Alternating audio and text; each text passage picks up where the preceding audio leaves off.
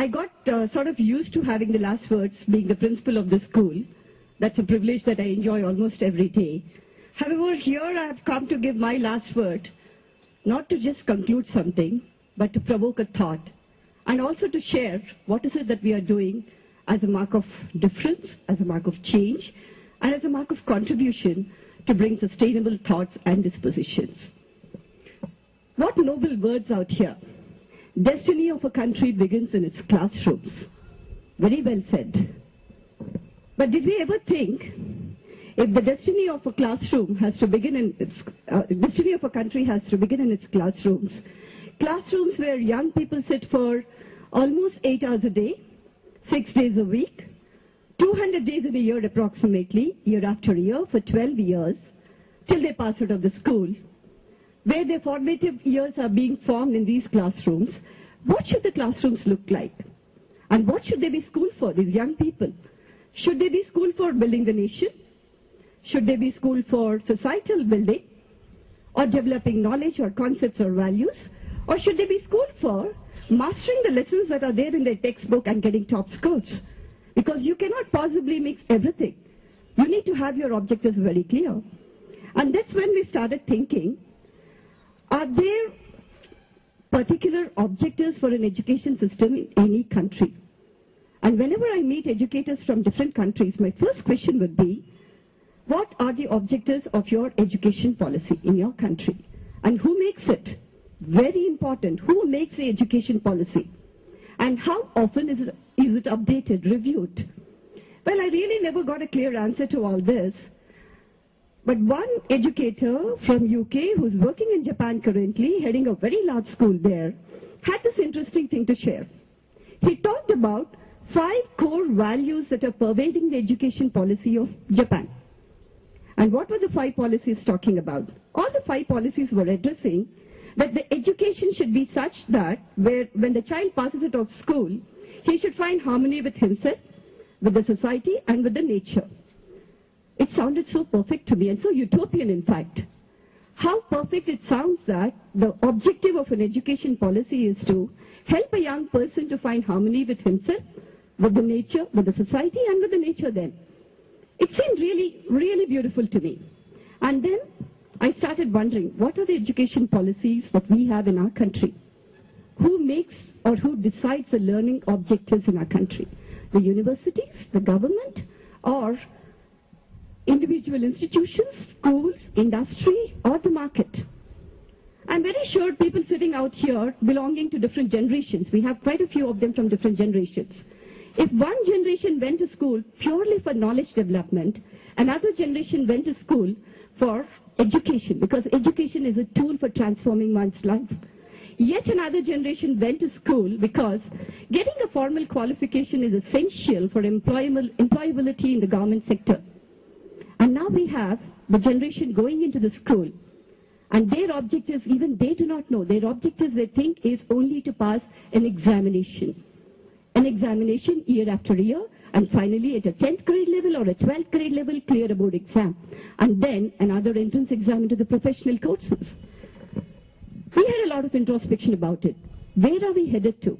And who is dictating this educational system that we are currently having in our society?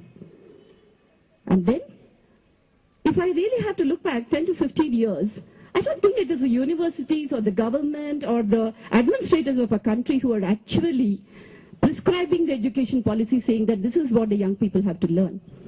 Unfortunately, it is the market that is deciding or dominating the schooling patterns in our country right now.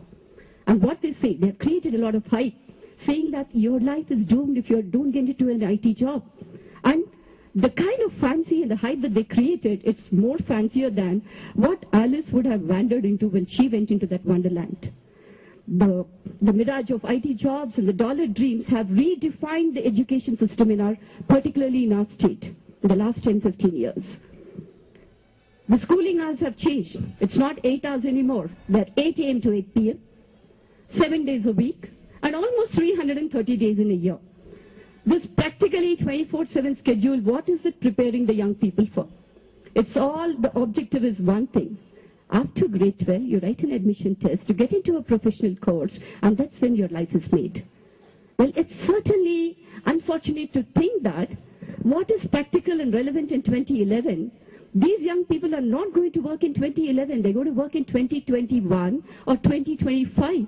They're not going to work now. And if we think that employment scenario or qualification criteria is going to be the same as it is now, I think it's rock logic, stagnation, stagnant thinking completely. As humans, we actually evolved from hunter's age to agrarian age, industrial age, and information and technology age. A lot of evolution happened. If at all schools existed in hunter's age, what do you think they would have taught them? They would have taught them how to sharpen the tools, how to kill the animals, or probably how to find an animal which has more flesh so that, for 1 week we can have food. Once we crossed the hunter's age and moved to the agrarian age, probably the education system, the schooling patterns would have been how to till the soil, the crop production, irrigation, probably, the climate and things like that, soil testing. And then we moved to industrial age.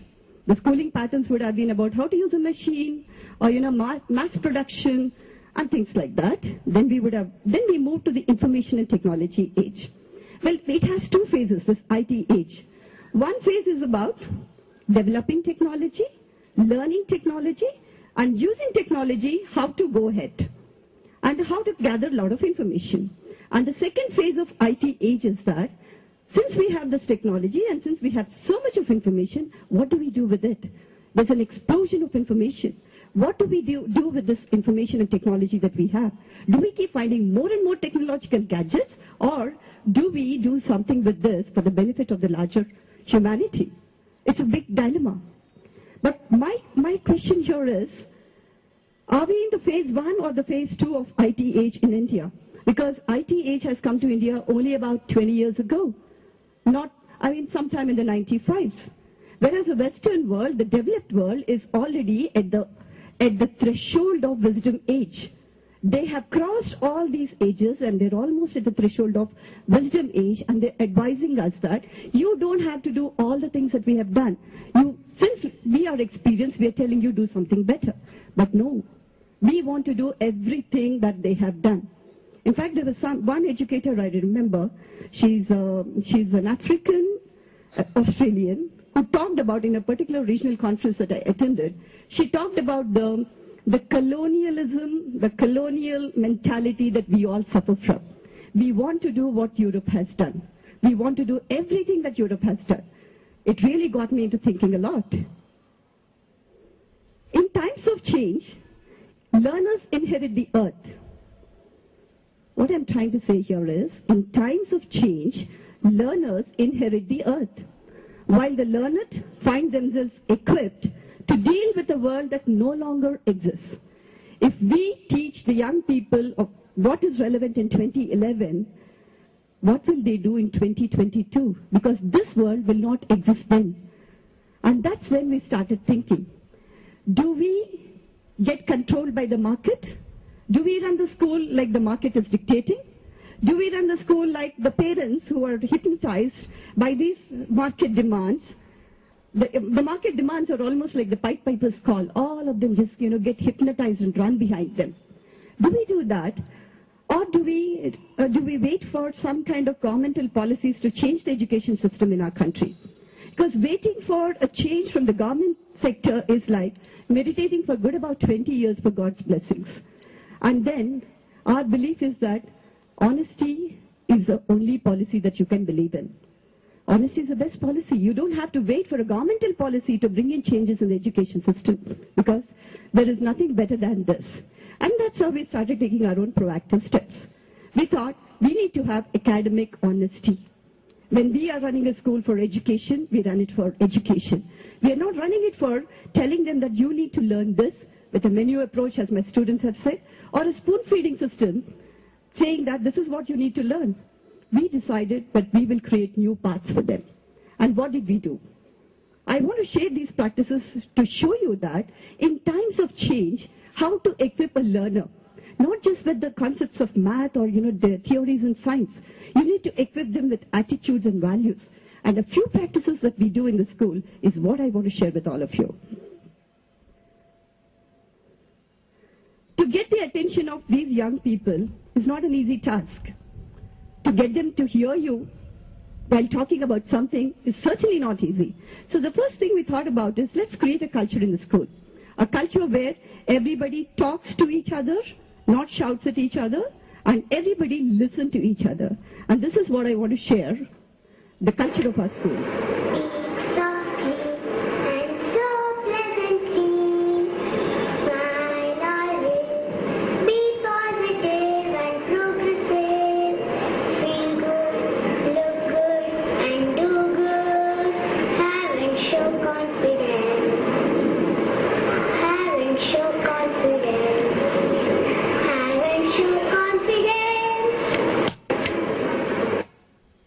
This generation of young people, they don't like rules. They like to understand as to why they have to do a certain thing, why they have to walk to the left, or why they have to be safe in the staircase, or why they have to be quiet in a class. You need reasoning. So we thought, instead of rules, let's have agreements with children. So a teacher and student typically sit in a classroom and they discuss as to how to make the classroom environment successful. So we have something called essential agreements with our young people. Starting from 4-year-olds to the 16-year-olds that we have in the classrooms, we have essential agreements with them. And that's one thing that's really interesting that I would like to share. This is a 4-year-old who is wanting to share the agreement that he entered into with his teacher.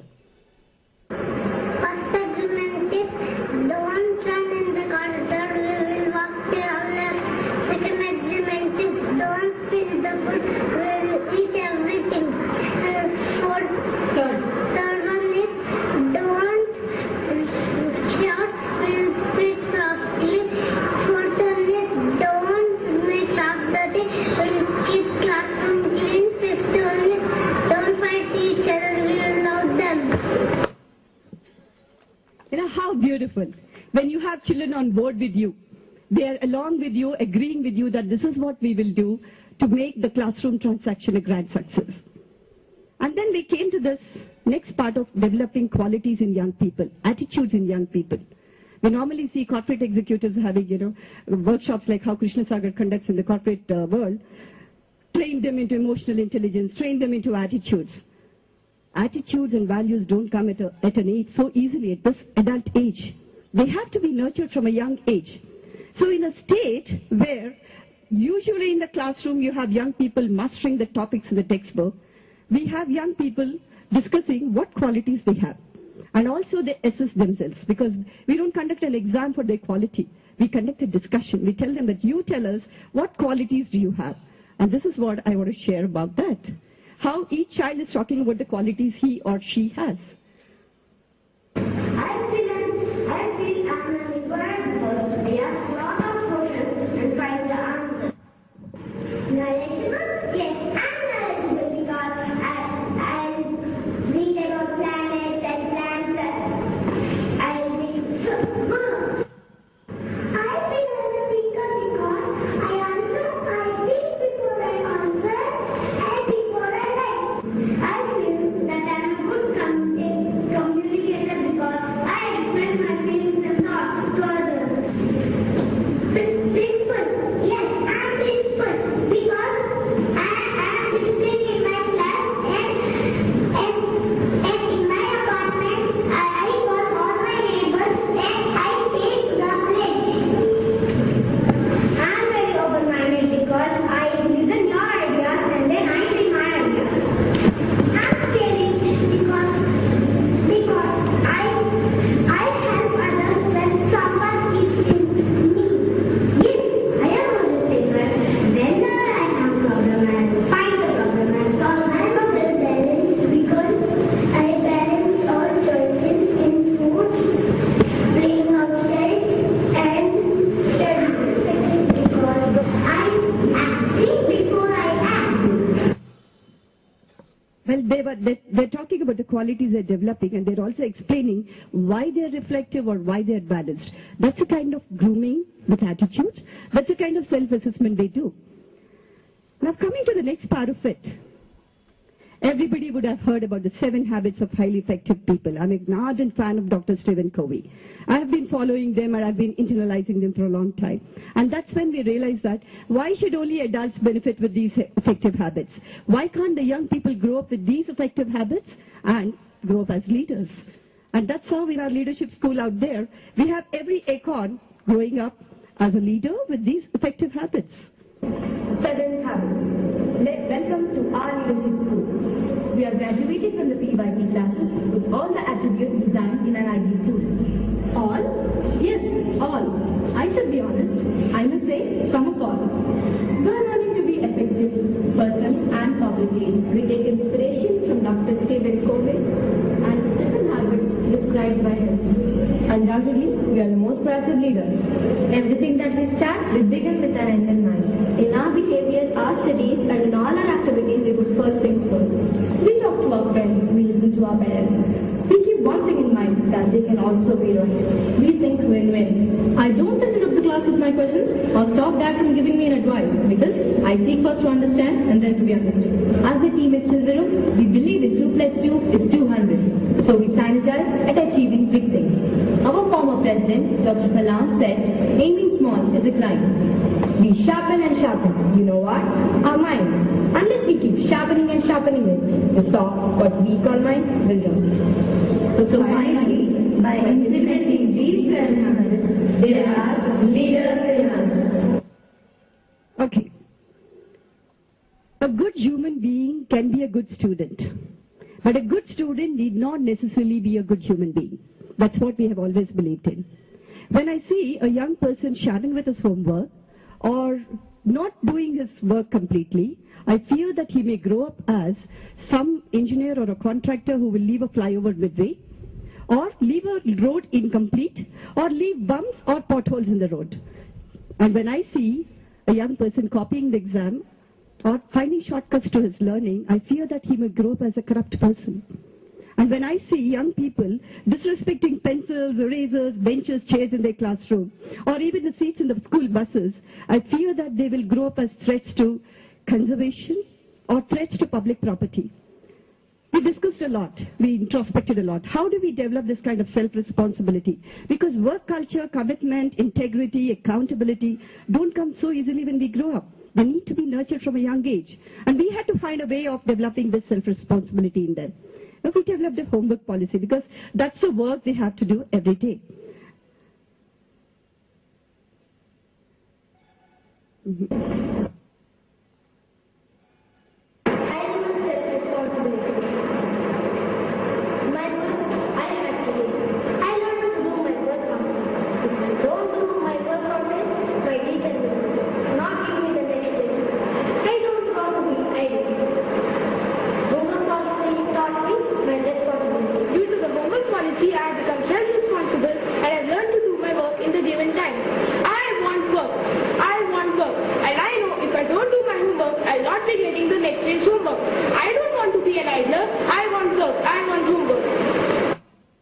Well, that might sound very interesting, but largely most of them fear that they won't be given work if they don't do the work that's given to them.